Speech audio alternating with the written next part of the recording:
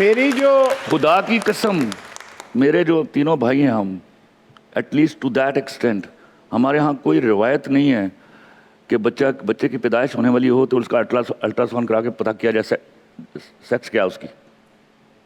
Because I believe daughter is as much important as is the son. मेरी जो understanding है इस concept की, let's not call it a slogan और a नारा, मैं चाहता हूँ कि वंस एंड फॉर ऑल हम इसको, आप इस पे अपना ओपिनियन दें और हम इसको क्लोज करें, और मेरी भी तस्ही हो अगर मैं गलत सोचता हूँ।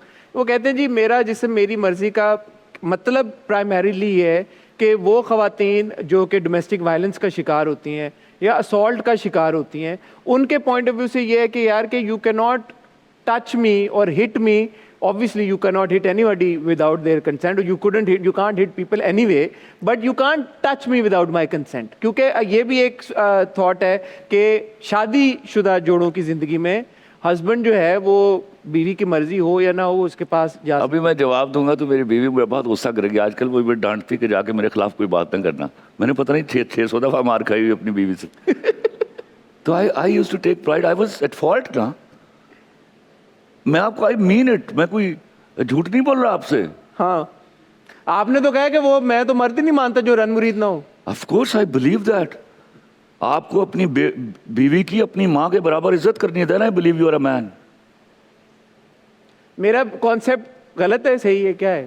क्या कॉन्सेप्ट जो मैंने अभी बताया मेरा जिस्म मेरी मर्जी का, कि कंसेंट की बात है भाई कि आप। अरे नहीं यार भाई, तेरी मेहरबानी। मुझे उन्होंने फरमाया इसके जवाब में कि खलील साहब आप समझ नहीं रहे। तो मैंने कहा कैसी अजीब बात है कि मैं जमा तफरीक करके पाकिस्तान का सबसे मशहूर राइटर हूँ, बात मेरी समझ में नहीं आ रही और ये जनरल पब्लिक की समझ में कैसे आ जाएगी?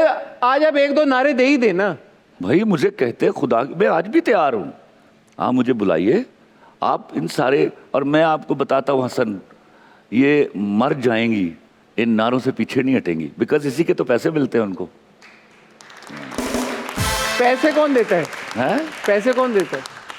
बस कर दे, तेरी मेहरबानी। इतना सादा ना बन। मैं तो मेरे से ज्यादा कोई बंदा नहीं दूसरा। खलील साहब आपकी राइटिंग को लेके भी मैं, I by the way I even personally told you that and I have said this in my intro as well, Pakistan का मुझे नहीं लगता कि आपसे बेहतर कोई लिख सकता है पाकिस्तान पर। आपकी राइटिंग को लेके भी तनकीद होती है अक्सर, how do you deal with that? कौन सी क्या तनकीद होती है? अगर होता है कोई सवाल उठा दिया कि यार कि आप अपने जो आपके ड्रामों में या आपकी जो लिखाई उसमें ख़वातीन को जिस तरह से प्रेजेंट करते हैं कि यार कि बहुत ही एक पेडेस्टल पे रख लेते हैं ख़वातीन को, कि वहाँ पे खातून को गलती करने की कोई इजाज़त नहीं है। नहीं, वो सिर्फ एक सीरियल है वहाँ। ये मैं बार बार इस बारे में बता चुका हूँ। इस ड्रामा लिखने के पीछे जो ऑब्जेक्टिव था, ये एक लड़की का सिन दिखाना नहीं था, ये तरबियत करना थी मर्द की कि जब आपकी बीवी ऐसा कोई गुनाह कर रही है तो उसको थप्पड़ ना मारो, उसके मुंह पर तेज़ाब ना फेंको, उसकी ऑनर किलिंग ना करो, उसको जाने का रास्ता दो। 12 episode she was doing this all. उसने कोई थप्पड़ नहीं मारा उसके मुंह पर, कोई एसर थ्रो। ये मेरे मुल्क का बर्निंग इशू है। ये तो इस तरह इसको पोर्ट्रे करती थी जैसे मेरे यहाँ के मर्द जो है जेब में तेज़ाब की शीशियाँ डाल के फिर रहे हैं। तो that was what I was educating. और बाकी जो 3 हीरोइनें थी मेरी, उनके बारे में नहीं बात करते आप। बट कट टू 123वां तेरी मेरी कहानी में अभी जो आया, महविश ने बड़ा अच्छा कैरेक्टर प्ले किया, और एक एक लाइन 123वां के लिए तालियां यार, जो क्या जबरदस्त लाइनें हैं उसमें भी हम देखें तो देयर वाज नो गलती का मार्जिन।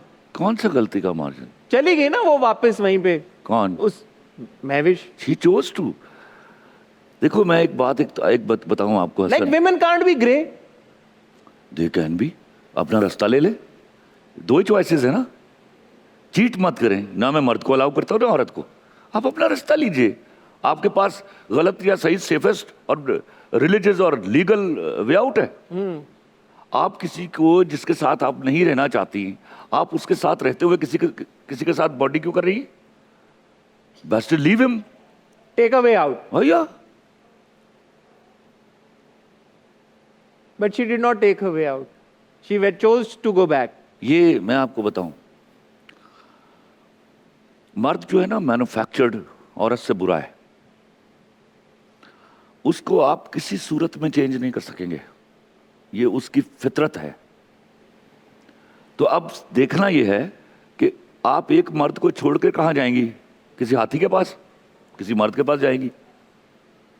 तो बेहतर नहीं कि जो एक दो दफा पकड़ा गया, सबसे अच्छा मर्द होता है जो पकड़ा जाए रंगे हाथों।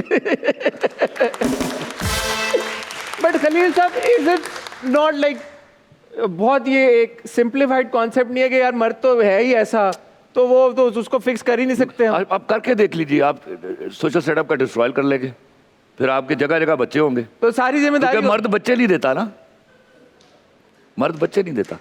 तो सारी जिम्मेदारी खवातीन के ऊपर है। भाई मेरा उसमें मेरा क्या जाता है? मैं कहाँ जिम्मेदारी डाल रहा हूँ आपको? अगर एक मर्द, मैंने तो ऑप्शन दिया कि भाई अगर आपको वो बुरा लग रहा है ना, उसने चीट किया, पकड़ा गया, छोड़ दो।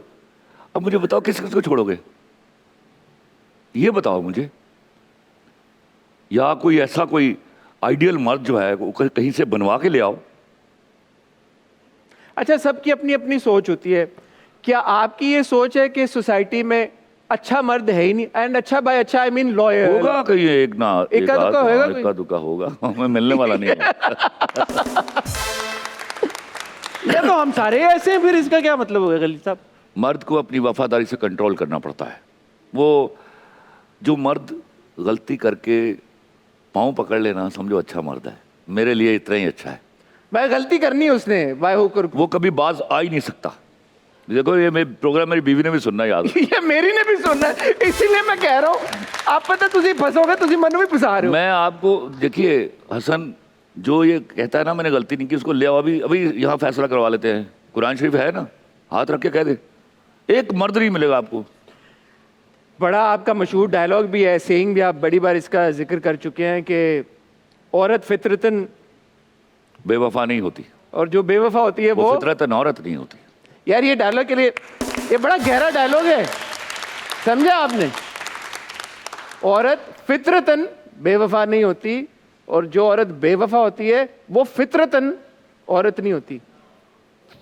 खलील साहब, इधर की मतलब है? तो ताली किस बात की बजा रहे थे? मैं आपको बताऊं कि मैं समझ गया हूं। चलिए चलिए मैं इसको समझाने की कोशिश करता हूं।